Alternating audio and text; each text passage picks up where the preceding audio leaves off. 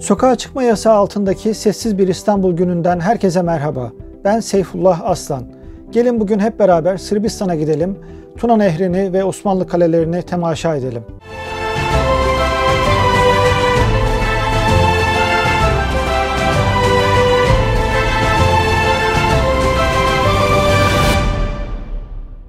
Doktora tezim Tuna donanması olduğu için hem Tuna Nehri'ni hem de nehir üzerindeki yerleşim yerlerini ve kaleleri gezmek istiyordum. Literatürde ya da arşivde yer isimlerini görmek, Google Maps'ten ya da Google Earth'ten bu yerlere uydu görüntüleriyle bakmak, coğrafyayı gezmekle aynı şey değil. Bu gezi fikrimi Hırvatistan'da doktora yapmakta olan lisans arkadaşım Okan'a anlattığımda hem kendisinin katılabileceğini hem de Sırbistan'dan ve Bosna Hersek'ten 2 arkadaşının da katılabileceğini söyledi. Hızlıca bir WhatsApp grubu kurduk, planlarımızı yaptık ve yola çıktık. 4 günlük gezide birinci gün Belgrad'ı gezdik. İkinci gün Fethulislam tarafına gidip geri dönerken Güvercinlik ve Semendire gibi önemli yerleri gezdik. Üçüncü günü ise Böğürdelen Kalesi'ne, oradan da Petrovaradin Kalesi'ne geçiş yaptık. Dördüncü gün ise hem Belgrad şehrini hem Belgrad Kalesi'ni daha detaylı bir şekilde gezme fırsatı bulduk. Bütün bu geziyi kiraladığımız Skoda Rapid bir araçla yapmak istiyorduk. Ancak bahtımıza Dacia Logan düştü. 2019 Ekim'inde gerçekleştirdiğimiz bu gezide çektiğim video ve fotoğraflar kendi arşivim içinde. Özellikle videoları çekerken o anda hissettiklerimi kayda almak istiyordum. O zamanlar bir YouTube kanalı kurma düşüncem yoktu. Ancak bu videoları sizlerle paylaşarak, fotoğraflar üzerine konuşarak Sırbistan'daki Tuna Nehri üzerindeki Osmanlı yerleşimlerini, kalelerini ve kalıntılarını sizlerle paylaşmak istiyorum. Sabahın erken saatlerinde Belgrad'a indiğimde oldukça heyecanlıydım. Okan ve Bosna'dan Behçet akşam üzeri gelecekti. Ben de Sırbistan'da yüksek lisans yapmakta olan Fatih'le buluştum, tanıştım ve beraber Belgrad Kalesi'ni gezmeye başladık. Belgrad 1521'de Osmanlılar tarafından fethedildi. 1683'teki 2. Viyana kuşatması sonrası 1688'de Belgrad kaybedildi. 1690'da Köprülüzade Fazıl Mustafa Paşa tarafından geri alındı. Ancak 1718 Pasarofça Anlaşması ile Belgrad Avusturya hakimiyetine girdi. 1737-39 savaşları sonrasında Belgrad Anlaşması ile geri alındı. Belgrad Kalesi'nin bulunduğu alana bugün Sırplar Kale Megdan, Kale Meydan demektedir. 1716'da Varadin'de şehit düşen Damat Ali Paşa'nın türbesi Kale Meydan'dadır.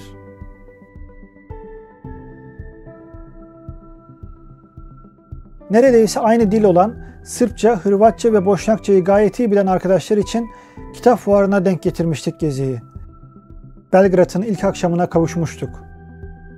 Videonun başında da söylediğim gibi ilk günkü planımız sabah erken saatlerde yola çıkıp Fethulislam'a gitmek, dönüşte Demirkapı, Güvercinlik, Semendire, Groçka yani Hisarcık'ı gezip sonra Belgrad'a akşam ulaşmaktı.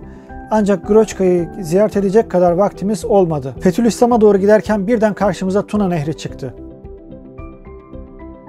Tuna'nın belki de en geniş alanlarından biri ve oldukça güzel bir göl manzarası gibi görünüyor. Karşıda eğer ayırt edebiliyorsanız tam şu anda görüntünün ortasında bir kale var. Belki şöyle yakınlaştırabilirim. Evet, tam şurada bir yerde. Şurada bir yerde. Karşıda bir Romanya şehri var. Haritadan bakmam lazım, bilmiyorum. Bu tarafta da bir Romanya şehri var. Ve çok güzel görünüyor. Şimdi Tuna'nın suyuna elimizi değdirmenin vakti.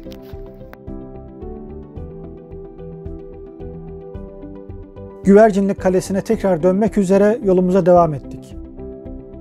Evet, burası Donja Milanović. Yine Tuna Nehri'nin kenarındayız. Şu anda Fethulislam'a doğru yolculuğumuz devam ediyor. Dönüşte buradan tekrar geçeceğiz ama görüntünün güzelliğine kanıp durduk ve bu güzel bölgede birkaç fotoğraf çektik. Şimdi yolumuza devam ediyoruz.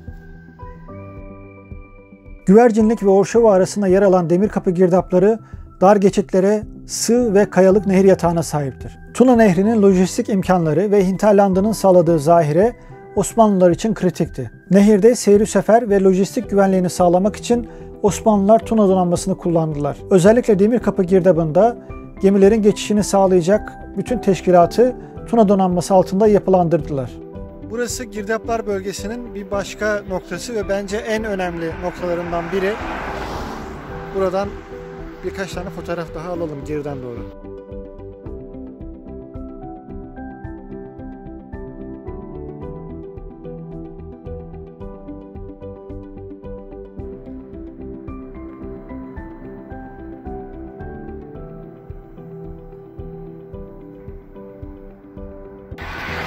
Evet, burası Tuna girdapları. Tuna girdabının en önemli noktası burası. Gördüğünüz gibi hem kayalık ve sığ bir bölge hem de ileride daha da daralan bir bölgesi var. Arabayı park edip burada bir hem fotoğraf çektik hem de şöyle kayalıkların üzerinden buradan bir görüntü alalım istedim. Gerçekten muhteşem ve bu coğrafyayı görmenin de bir anlamı olacağı kesin. Fethulislam Tuna donanması için oldukça önemli bir merkezdi. Buraya vardığımızda kalenin harap halde olduğunu gördük.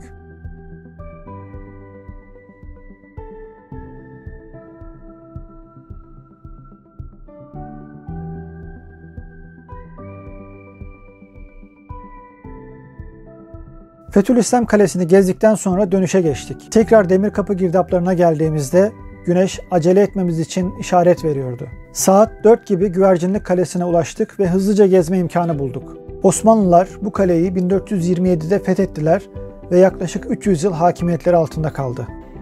Burada sergilenen bazı kitaplar, eserler var ama bunların tamamı Osmanlı dönemi değil de kendi Sırp imparatorlukları, Sırp knezlikleri dönemini, Orta Çağ dönemini anlatıyor. Aslında biraz kalenin sergi anlayışı da Osmanlı dönemini, Osmanlı katkılarını ya da Osmanlıların burada bulunduğu dönemi değil de kendi dönemlerini daha ön plana çıkarmak üzere bir sergi kurgulanmış. Oldukça net görünüyor. Güzel olmuş. Burası Güvercinlik Kalesi'nin hisarlarından biri ve buradan muhtemelen su hattına doğru gemileri, düşman gemilerine batırmak için top atışı yapılıyor. Bunlar da top atışı yapılan düşüyordum az kalsın. Top atışı yapılan gözler. Burada 1, 2, 3, 4, 5 göz var. Burası zemin kat. Burasının ne mahzeni olduğunu bilemiyorum. Çünkü çok denize yakın bir konumu var. Şu parıltıdan görülmüyor ama yani denize derken Tuna Nehri'ne tabii. Ama barut mahzeni olması da mümkün. Sadece suya bu kadar yakın olması garip olur. Onu da bilemiyorum.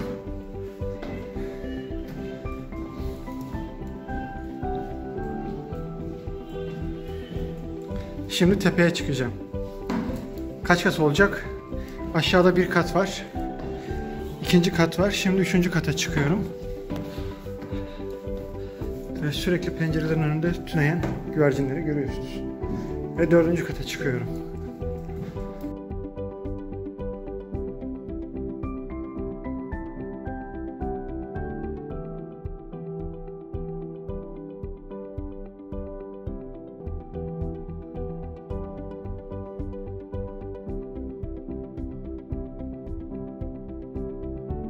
Biraz önce bu kuleye çıktım. Çok yorucu bir çıkış. 5 kat var. Ve gayet de, daha doğrusu alttan doğru da 2 kat da aşağıda var. 3 kat da yukarıda var. Yorucu bir tırmanma oldu. Güvercinlik Kalesi önündeki muhteşem Tuna manzarasının iki yakası arasında 6 kilometrelik mesafe bulunmaktadır. Hemen arkasında Demirkapı'da ise aniden daralmakta, 330 metreye hatta 200 metreye kadar düşmektedir. Vaktimiz vardı ancak yol çalışmaları bizi epeyce engelledi. Semendire Kalesi'ni akşam karanlığında görmek zorunda kaldık. Semendire 1459'da Osmanlılar tarafından ele geçirildi. Sancak olarak teşkil edildi. 1521'de Belgrad fethedilince sancak merkezi buraya taşındı. Ancak sancağın adı Semendire olarak kaldı. Semendire Kalesi'nin dış duvarları oldukça harap durumdaydı. Ancak kısmi bir restorasyonun başladığını gördük. Üçüncü günkü rotamız Sava Nehri kenarında yer alan Böğürdelen Kalesi, oradan da Varadin Kalesi'ydi. Şu anda Böğürdelen Kalesi'nin hemen yanındayız. Burası Sava Nehri. Tuna'ya karışan, Belgrad'da Tuna'ya karışan Sava Nehri yine Tuna donanmasının önemli merkezlerinden birini barındırıyor. Böğürdelen Kalesi'ni. Şu ileride gördüğünüz kale kalıntısı muhtemelen orijinal kale yapısının tamamı olmamakla beraber en azından Sava Nehri'nin hangi noktasında ve ne şekilde bir muhafaza hizmeti gördüğünü, daha önemlisi belki kalenin alt tarafında kurulmuş olan daha doğrusu iskelenin, tersanenin biçimini de bize biraz gösteriyor. Çünkü burada çok uygun bir durum var tersane kurmak için, iskele için. Çok değişmiş olduğunu da düşünmüyorum o günden bugüne. Elbette işte su seviyesi için bu yükselti hattı var. Şu görülen hat muhtemelen, ama kalenin yapısı göz önüne alınırsa zaten su basmanı o alttaki seviyeye kadar ancak geliyor gibi görünüyor. Bu bakımdan da tersanenin hemen kalenin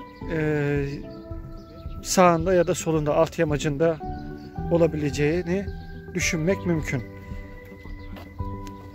Oldukça büyük bir nehir Sava. Küçük bir nehir değil.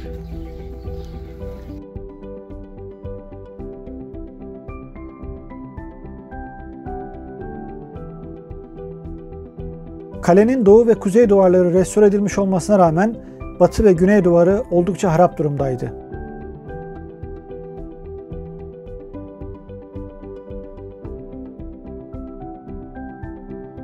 Böğürdelen Kalesi'ni gezdikten sonra Varadin Kalesi'ne ulaşmak için hızlıca yola çıktık. Varadin Kalesi Mohaç Savaşı sonrasında Temmuz 1526'da Osmanlı hakimiyetine girdi. 1683-1699 arası sürekli el değiştirdi. 1687'de Habsburg kontrolüne geçti. Bu tarihten sonra da tahkimatlar yapılarak güçlendirildi. Şu anda Novi Sad şehrini karşıdan görüyoruz. Ancak Petrovaradin Kalesi'ndeyiz. Tuna Nehri bütün ihtişamı ve genişliğiyle Petrovaradin Kalesi ile Novi Sad şehri arasında süzülüp duruyor. Petrovaradin Kalesi şimdiye kadar gezdiğimiz kaleler içinde en büyüğü, en istihkamlısı diyelim. Çünkü Belgrad Kalesi bile bu kadar geniş bir alana ve kalın duvarlı, istihkamları, hendekleri olan bir kale değil. Ama Petrovaradin Kalesi oldukça ihtişamlı bir kale. Bunda belki de bu işte askeri devrimden sonra, bahsedilen askeri devrimden sonra diyelim, bir dönüşümün olduğunu da görüyoruz bu kalelerde. Çok kalın, geniş duvarlar, hendekler, tabyalar, geçişler. Petrovaradin Kalesi oldukça etkileyici. Araçla belli bir yere kadar geldik. Sonra tekrar yol olduğunu fark edince araçla çıktık. Gördüğünüz gibi araçlar yukarı kadar, bu bulunduğumuz seviyeye kadar çıkıyorlar.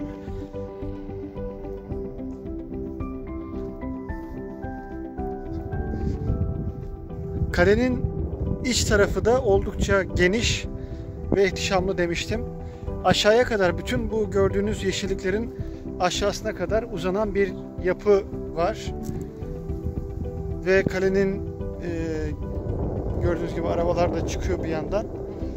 Arabaların döndüğü istikametten sola doğru devam eden bir yol var.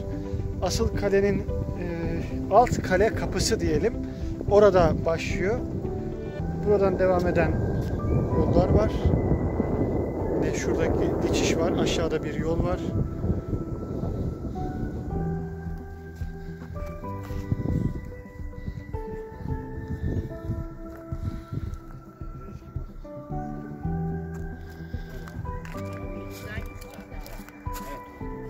Petrovaradin Kalesi'ni gezdikten sonra hazır buraya kadar gelmişken Novi Sad şehrini de gezelim dedik.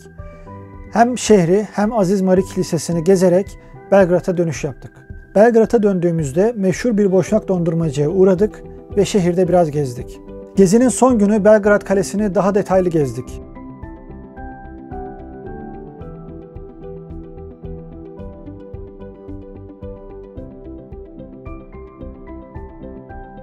Tuna ve Sava nehirlerinin birleştiği noktada yer alan Belgrad ve Belgrad Kalesi hem nehirlere hem de bütün ovaya hakim konumda. Burası Defterdar Kapısı. Kitabesine göre 1693-1696 tarihleri arasında yapılmış. Kalenin sağ tarafında Tuna'ya doğru uzanan düzlükte çeşitli bina kalıntıları mevcut. Muhtemelen kalenin müştemilatından, çeşitli mahzenlerinden kalan bina yapıları olabilir. Kaleyi farklı açılardan fotoğrafladım. Kalede Osmanlı sonrası dönemin izlerini de görüyoruz. Kalede bir askeri müzede yer almakta. Müzenin açık hava kısmında 19. ve 20. yüzyıla ait çeşitli silahlar, tanklar ve makineler bulunmakta. Askeri müzenin iç kısmından da çeşitli fotoğrafları sizlerle paylaşmak istiyorum.